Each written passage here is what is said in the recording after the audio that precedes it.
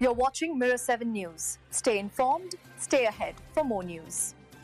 Last night, the University of Georgia community experienced a tense and frightening situation that, thankfully, turned out not to be real. Around 8:45 p.m. on Friday, the UGA Police Department received a call reporting an armed shooter near the university's main library on South Jackson Street. Within minutes, alerts went out to students and staff instructing them to shelter in place and avoid the area. A large police presence quickly surrounded the library as first responders searched for any sign of a threat. By 9:34 p.m., however, officials announced that evidence suggested the incident was likely a hoax.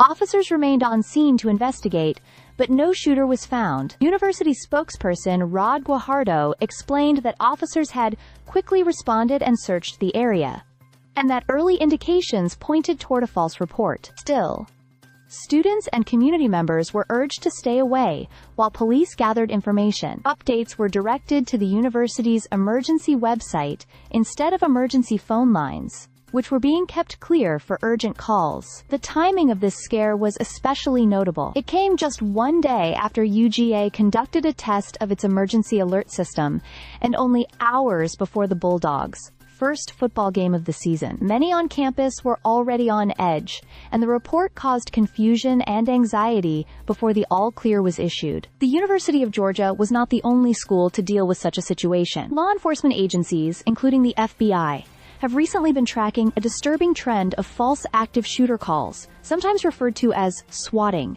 targeting universities across the country. Just this past week, schools from Arkansas to Colorado to New Hampshire dealt with similar hoax calls that forced lockdowns and emergency responses.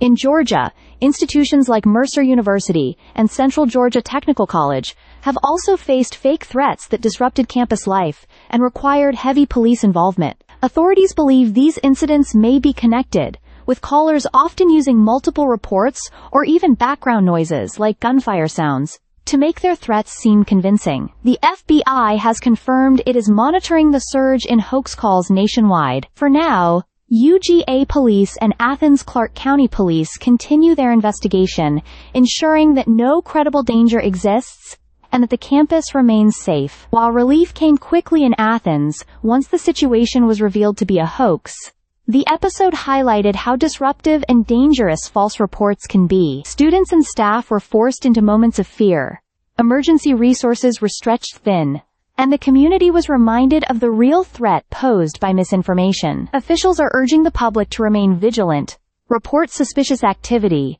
and allow law enforcement to handle alerts with caution, even when the danger turns out not to be real. In the end, no shooter was found at the University of Georgia, but the scare is now part of a growing pattern across the nation, one that police and federal investigators are working urgently to address. Stay subscribed for more videos.